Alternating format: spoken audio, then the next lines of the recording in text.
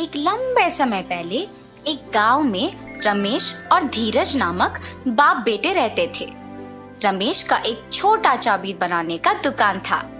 धीरज भी छोटी उम्र से अपने पिताजी के साथ रह के चाबी बनाना सीख के उनके साथ बनाता था। एक दिन धीरज और उनके पिताजी अपने दुकान में काम कर रहे थे जब एक आदमी आता है। मेरे घर का चाबी खो गया, मेरे साथ आके ताला खोलोगे?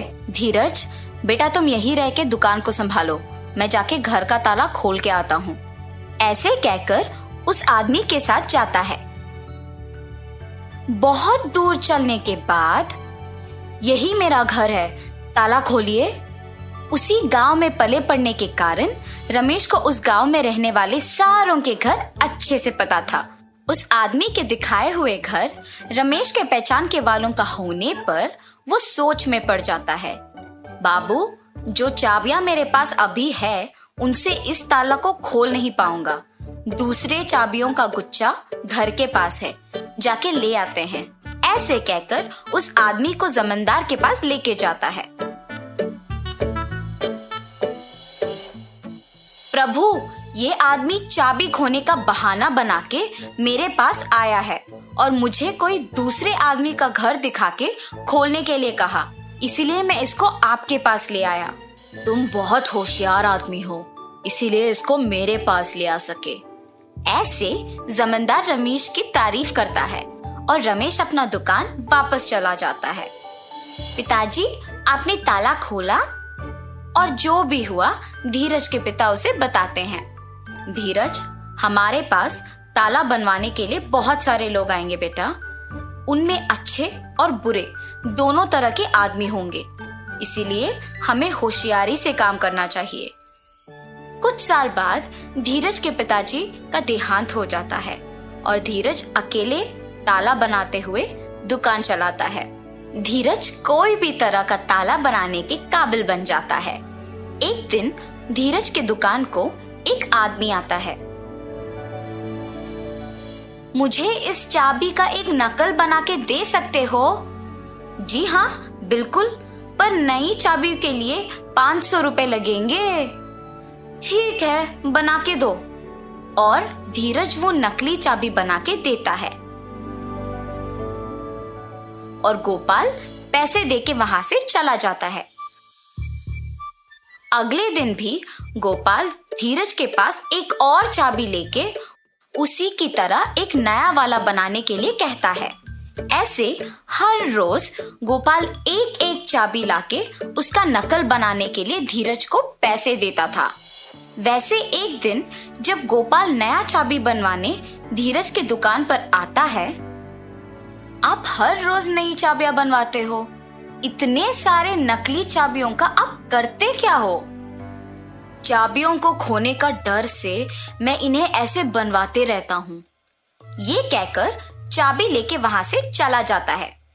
एक दिन जमींदार के पास उनके कुछ प्रजा आते हैं।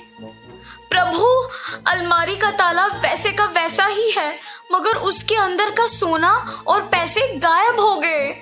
जी प्रभु, हमारे घरों में भी वही हुआ है। ये सब जमींदार से कह के दुखी होते हैं। तुम्हारे जेवर और पैसे किसने लिए, इसका मैं पता लगाता हूँ। आप लोग मुझ पे भरोसा करके घर वापस जाओ। जमींदार के बातों का यकीन मानकर प्रजा वापस घर जाती है। सैनिकों, तुम लोग भी इनके पीछे पीछे जाओ। थोड़े दिन इन सब पे नजर रखो, किसी दिन तो वो चोर पकड़ा जाएगा। जी प्रभु। सैनिकों ने जमींदार का कहा किया और सब पे नजर रखे रहे।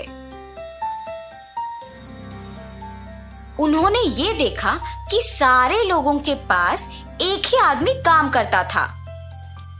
हम सबको इस आदमी पे अच्छे से नजर रखना होगा। सही कहा तुमने, सबके पास एक ही आदमी काम कर रहा है। इसको खोए हुए जेवर और पैसों के बारे में जरूर कुछ पता होगा। एक दिन ऐसे ही वो आदमी एक और नकली चाबी बनवाने धीरज के दुकान को जाता है और उसके पीछे ही जमींदार के सैनिक भी जाते हैं। इसका नकली चाबी बना के दोगे? ठीक है, थोड़ी देर इंतजार कीजिए, बना के देता हूँ। धीरज चाबी को बनाते हुए सोच में पड़ जाता है। मुझे इस आदमी पे शक है, पर इसके वजह से मुझे बहुत पैसे मिल रहे हैं। वो इन चाबियों के साथ कुछ भी करे, मुझे क्या। और नकली चाबी बना के उसे देता है। गोपाल उसे पैसे देकर वहां से चला जाता है। सैनिक भी गोपाल का पीछा करते हैं और उस पे नजर रखते हैं। जब आसपास कोई नहीं होता है तो गोपाल असली चाबी को उसकी जगह पे रख के नकली चाबी से तिजोरी खोल के उसमें से सब कुछ चोरी कर लेता है। और ये देखते ही सैनिक उसे और नकली चाबियां बनाने के लिए धीरज को जमींदार के पास ले जाते हैं। धीरज, क्या तुमने गोपाल के लिए नकली चाबियां बनाई? जी प्रभु, मैंने गोपाल के लिए बहुत सारी नकली चाबियां बनाई। और तुमने क्या एक बार भी उसकी नीयत के बारे में नहीं सोचा? मुझे माफ कर दीजिए प्रभु, मैंने सिर्फ पैसों के बारे में सोचा है। पैसों की आशा में मैंने गोपाल पे आए हुए शक को भी नजरअंदाज कर दिया। अगर मैं तभी जमींदार को ये बात बता दिया होता तो अब मुझे ये स्थिति नहीं आती। ऐसे सोचकर दुखी होता है।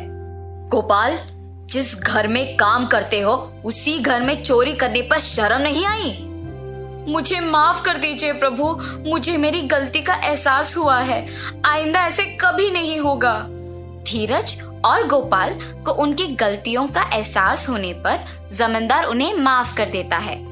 ठीक है, अब से तुम दोनों ईमानदारी से काम करोगे। जी प्रभु, अब से मैं पैसों की आशा के लिए गलत रास्ता नहीं पकड़ूंगा और अपना काम इज्जत से करूंगा। अब से मैं किसी को भी धोखा नहीं दूंगा और ईमानदारी से काम करूंगा।